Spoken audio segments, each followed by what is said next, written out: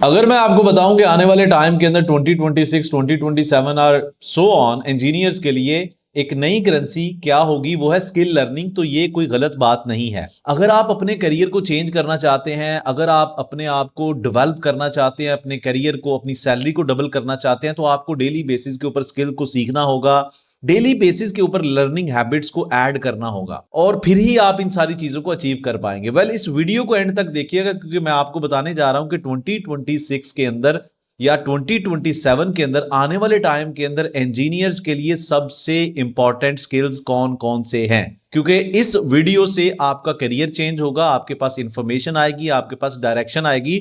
सो इसलिए मेरी रिक्वेस्ट है कि इसको एंड तक आपने देखना है। जो स्किल मैं आपको आज की इस वीडियो के अंदर बताने जा रहा हूं, एआई जितनी मर्जी तरक्की कर जाए, वो स्किल फिर भी डिमांड के अंदर रहेंगे।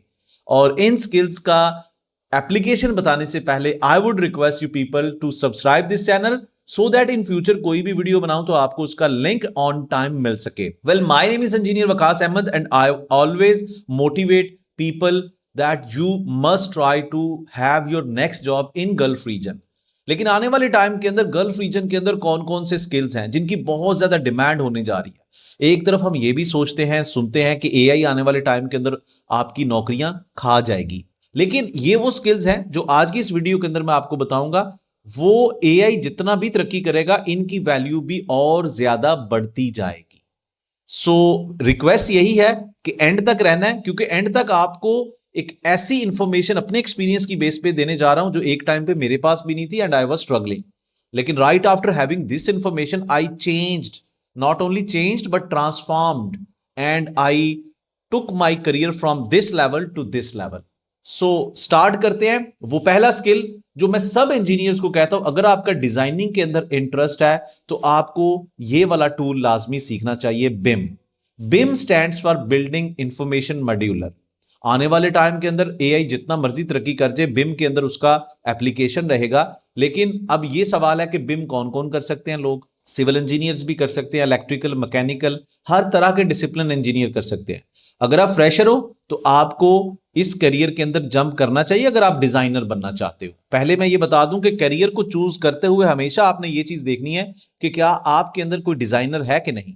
अगर तो डिजाइनर है तो फिर आप इस स्किल को लाजमी, रादर देन कि आप किसी भी कंपनी के अंदर हायर हो जाएं और वहां पे साइट के ऊपर जाके बिला वजह का कोई ऐसा काम कर रहे हैं जिसकी आपको खुद वैल्यू का आइडिया नहीं है। वैल्यू हमेशा अपने सामने रखें कि मैं जिस फील्ड को ज्वाइन कर रहा हूं या कर रही हूं, उसका 2 साल के बाद वैल्यू क्या होगा। तो designers, it is call to action for you people कि आपको बिम सीखना है 2026 के अंदर। अब बिम के थोड़े से मैजिक्स बताने जा रहा हूं। बिम के अंदर डिफरेंट कॉम्बिनेशन ऑफ सॉफ्टवेयर होते हैं, जैसे कि यहां पे ऑटोडेस्क, रिविट आप सीख सकते हैं, आर्की कैड सीख सकते हैं, टेक्ला स्ट्रक्चर सीखते हैं, ओपन बिल्डिंग डिजाइनर्स। और यहां पे इनकी थोड़ी सी मैं आपको वाइब्स देता चलूं कि इस तरीके से आप स्ट्रक्चर्स को डिजाइन करेंगे, अंदर तक आपको चीजें पता चलेंगी। टेक्नोलॉजी इतनी तरक्की कर चुकी है और इस तरह से आपको स्ट्रक्चर्स दिखाई देंगे। टेक्ला स्ट्रक्चर कुछ ऐसे, ये देखिए पाइप रैक्स का स्ट्रक्चर चल रहा है और स्टेप फाउंडेशन के ऊपर स्टील स्ट्रक्चर को कैसे, हर एक चीज का impact, load calculation and all that. अब इसके बाद कोऑर्डिनेशन एंड क्लैश डिटेक्शन कैसे होती है। क्लैश डिटेक्शन का मतलब ये होता है कि जब आप किसी भी प्रोजेक्ट पे काम कर रहे हो, वहां पे multi disciplines are going to work, civil, electrical, mechanical. अब इन तीनों के डिजाइन बनेंगे, क्या इन तीनों का आपस में कहीं पे कंफ्लिक्ट आ रहा है, तो उसके लिए ऑटोडेस्क, नाविसवर्क है और सॉलिब्री है। और इन सॉफ्टवेयर्स को भी आप अपनी लिस्ट में ऐड कर सकते हो, and that is how you are going to have their screenshots. And उसके बाद आप 4D बिम टाइम शेड्यूल इंटीग्रेशन। अब देखो दुनिया जिस तरफ जा रही है ना, वो है 4D प्लानिंग। 5D प्लानिंग भी आ चुकी है, वो भी मैं आपको बताता हूं। 4D प्लानिंग में है कि 3D आपके डिजाइन के होंगे, 4D आपका टाइम का है। अब 4D के अंदर इन्होंने क्या किया कि सिंक्रो और नाविसवर्क को ऐड करके टाइम लाइनर भी ऐड कर दिया, ताकि जैसे जैसे आपके different deliverables are going to execute, आपकी टाइमलाइन भी नीचे शो हो रही है।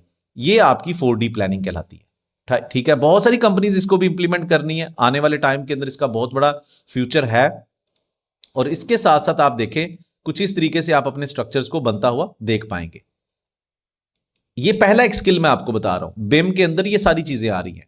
अब इसके साथ साथ 5D बिम, यानी कि अगर आप 5D का मतलब क्या है, पहले 3D आपके डिजाइन के हैं, 4th D आपका टाइम का है, 5th D आपका आ जाएगा कॉस्ट का। अब कॉस्ट के लिए कॉस्ट एक्स का सॉफ्टवेयर है, नेविसवर्क है, विको ऑफिस है। जब इन चीजों को आप ऐड करते हो तो आप क्वांटिटीज के साथ रेट को मल्टीप्लाई करके ये चीज कंक्लूड करते हो कि इन कामों के ऊपर कॉस्ट कैसे रहेगी और कैश फ्लो भी आप डेवलप करवा सकते हो। फिर आ जाते हैं आपके BIM collaboration, CD, common data environment. ये कुछ सॉफ्टवेयर्स हैं जिनको ऐड कर सकते हैं, लेकिन मैं आपको यही सुजेस्ट करूंगा कि अगर आप बिम की तरफ जाना चाहते हैं तो आपको रिविट के ऊपर वर्किंग करनी है, आपको नेविसवर्क के ऊपर वर्किंग करनी है और आपको डिजाइन के बेसिक पैरामीटर्स का पता होना चाहिए। अब ये जरूरी नहीं कि अगर आपने 5 साल का एक्सपीरियंस आपका हो गया तो आप ये नहीं सीख सकते, आपके पास साइड का एक्सपोजर है, you can understand structure very well, तो आप इन चीजों को मिड कैरियर लेवल पे भी सीखना स्टार्ट कर सकते हो, बिकॉज फ्यूचर इन्हीं का है। कब तक आप अपने डेड कैरियर को अपने साथ घसीटते रहोगे लो सैलरी के साथ? तो मेरा एडवाइस आपको यही है, अगर आपके अंदर एक अदर डिजाइनर जिंदा है या वो कभी कभी आपको लगता है कि यार मैं डिजाइनर बन सकता हूं, तो BIM is the best option for you. 4D तक जाना है तो आपको प्लानिंग भी सीखनी पड़ेगी, जिसमें प्राइमेरा P6 का बड़ा वर्किंग आ जाता है। तो ये बिम या वो डिजाइनर्स जो ख्वाहिश करते हैं उनको अपने तौर पे इस स्किल को लाजमी 2026 के अंदर ऐड करना चाहिए। अब इंजीनियर्स स्किल नंबर 2 है प्रोजेक्ट मैनेजमेंट। एआई जितना मर्जी तरक्की कर जाए, 2026 से ऑनवर्ड जितनी टेक्नोलॉजी तरक्की करेगी उतनी ज्यादा प्रोजेक्ट मैनेजमेंट की जरूरत रहेगी, क्योंकि प्रोजेक्ट मैनेजमेंट के बगैर आप कुछ भी नहीं कर सकते।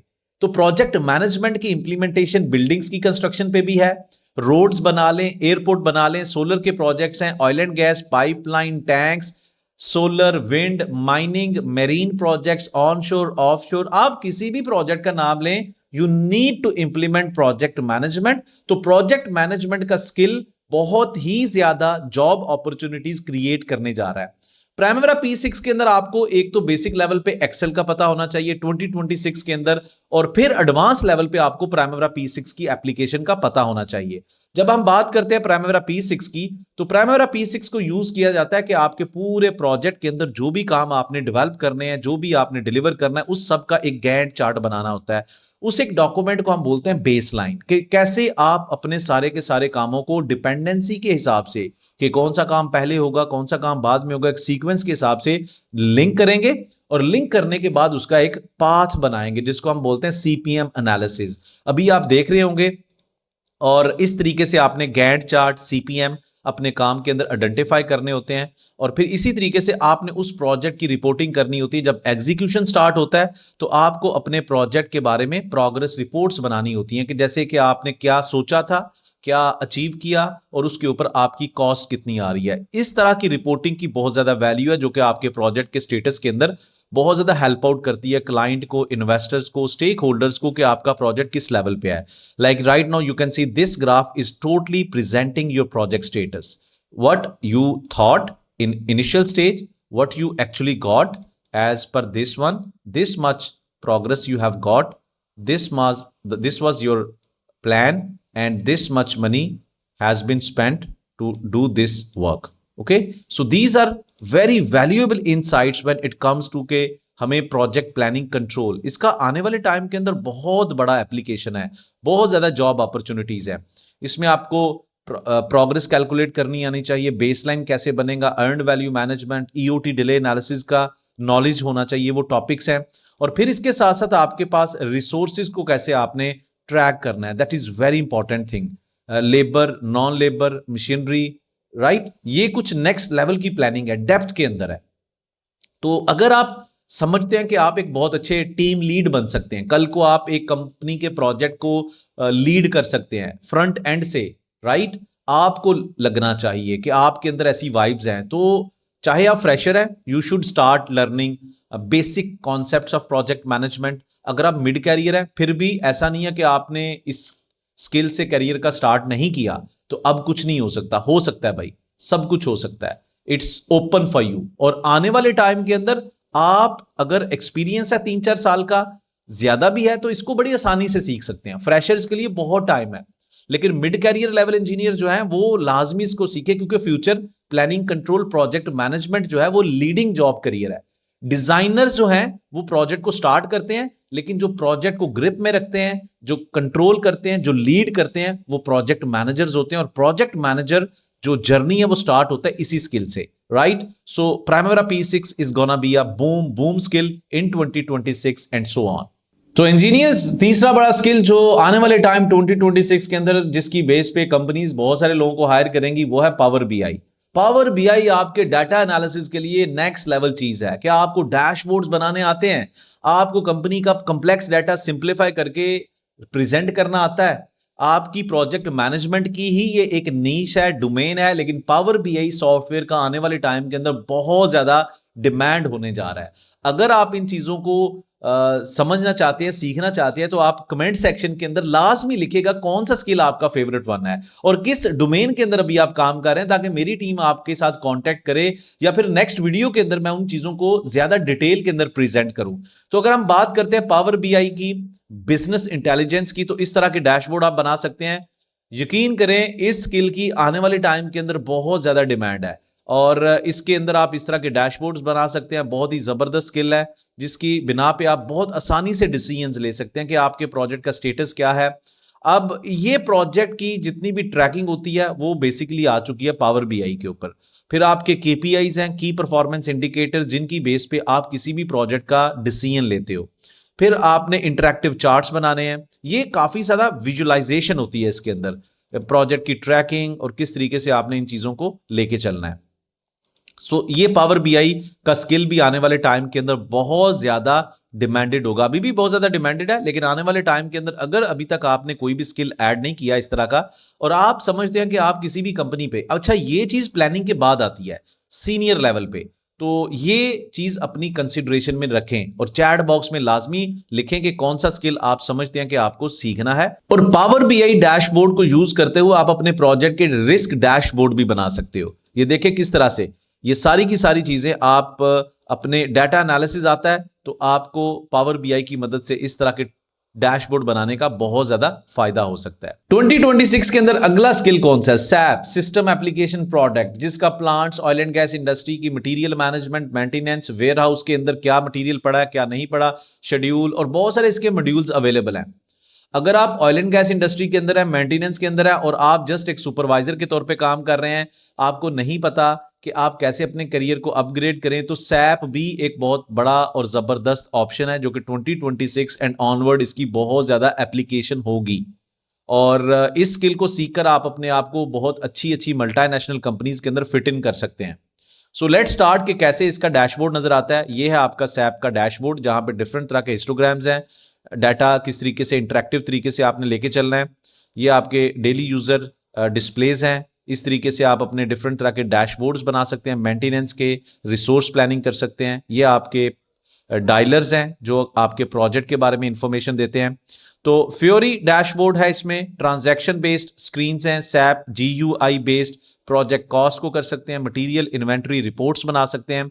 इसके अलावा जो सैप है प्रोजेक्ट शेड्यूलिंग, पीएस जिसको बोलते हैं, वो कुछ ऐसे दिखाई देता है जिसमें आप अपने पूरे के पूरे प्रोजेक्ट का एक WBS बना सकते हो और इस तरीके से आप सैप के अंदर अपने प्रोजेक्ट की शेड्यूलिंग भी कर सकते हो। और क्लाउड बेस्ड सैप की भी एप्लीकेशन मौजूद है। इसमें आप अपने पूरे प्रोजेक्ट की शेड्यूलिंग जैसे प्राइमरा P6 में कर सकते हो। ये मेंटेनेंस के कामों की शेड्यूलिंग आप इसमें भी करते हो और प्राइमरा P6 को इंटीग्रेट भी कर सकते हो। इसके साथ मटीरियल मैनेजमेंट है, MM जो इसका मॉड्यूल है, वो कुछ इस तरीके से आपको यानी कि रिक्वायरमेंट फाइंड आउट करनी होती है कि कौन सा मटेरियल चाहिए, उसकी सर्विस कैसे क्रिएट करनी है, उसका सोर्स कहां से आएगा, उसकी बिड कैसे, ये प्रोक्योरमेंट, सारी की सारी प्रोक्योरमेंट को ये हैंडल करेगा। और फिर इसके इनसाइड डैशबोर्ड कुछ इस तरीके से दिखाई देते हैं, राइट। इस तरीके से आप प्रोक्योरमेंट को भी कंडक्ट कर सकते हैं। Purchase requisitions, purchase order issue, material delivery inventory, vendor management and so on. फिर इसके बाद आ जाता है सैप फीको, फाइनेंसिंग एंड कॉस्टिंग। ये इसका एक और मॉड्यूल है कि सैप के अंदर अगर आप इसके अंदर एक्सपर्ट होना चाहते हैं, आप देख सकते हैं कि जनरल लेजर अकाउंटिंग है। ये अकाउंट्स और कॉस्टिंग वालों के लिए बहुत ही बेहतरीन टूल है। अगर आप इसको सीखते हैं तो आप बहुत बड़ी शुगर मिल्स या जिस तरीके से बहुत बड़े बड़े प्लांट्स हैं, बिग प्रोडक्शन हाउसेस, वहां पे आप पूरी की पूरी कॉस्टिंग को कंट्रोल कर सकते हैं with the help of this software. फिर आ जाता है आपका सैप का PM। ये जो मॉड्यूल है ये आपका कुछ इस तरीके से दिखाई देता है, प्रिवेंटिव मेंटेनेंस, राइट। इसके अंदर मेंटेनेंस, प्रोसेस इनोवेशन, ये पूरे का पूरा प्रोसेस मैनेजमेंट का है, राइट। किस तरीके से आपने अपना पूरा प्रोसेस यहाँ पे एग्जीक्यूट करना है। एसेट एंड इक्विपमेंट, ये एसेट मैनेजमेंट को लेके चलेगा। वर्क ऑर्डर्स कैसे जनरेट करने हैं। प्लांट शटडाउन के अंदर क्या होता है कि जब आप चल रहे होते हो, लाइक 1 साल का आपका टाइमलाइन है, तो उसके अंदर जो जो चीज खराब होती है आप उसके वर्क ऑर्डर जनरेट करते हो। वर्क ऑर्डर आपके फ्यूचर में जाके आपका स्कोप बन जाता है, उसको आप मजीद फिल्टर आउट करके अपने आने वाले प्लांट शटडाउन का हिस्सा बनाते हो। तो वो सारी की सारी चीजें आपके सैप पीएम मॉड्यूल का हिस्सा बनती हैं। प्रिवेंटिव मेंटेनेंस होगी, आप कैटेगराइज करते हो कि प्रिवेंटिव मेंटेनेंस कौन सी है, करेक्टिव कौन सी है, ठीक है, इमरजेंसी में किसको मेंटेन करना है और क्या चीजें आप लिंगर ऑन कर सकते हो। तो इस तरह से आप सैप और प्राइमवेरा P6 को भी इंटीग्रेट कर सकते हो। There are many things you can make it on your in the skill set. So ये कुछ 4 एक स्किल सेट्स मैंने बताए हैं 2026 2027 के अंदर, आपको बहुत ज्यादा फायदा देंगे। सैप की तरफ ज्यादातर सिविल के अलावा बाकी सारे इंजीनियर्स आ सकते हैं। Primavera P6 is equally valued for everybody. Power BI भी सीख सकते हैं, बिम भी सीख सकते हैं। सो कमेंट सेक्शन के अंदर लास्ट में लिखना है कि कौन सा स्किल सेट आप सीखने जा रहे हैं, ताकि पैरेलल में अगली वीडियो के अंदर या फिर आपको कुछ उसके मुतालिक सीखने के लिए कोई कंटेंट लिंक शेयर कर दूं। See you in my next video.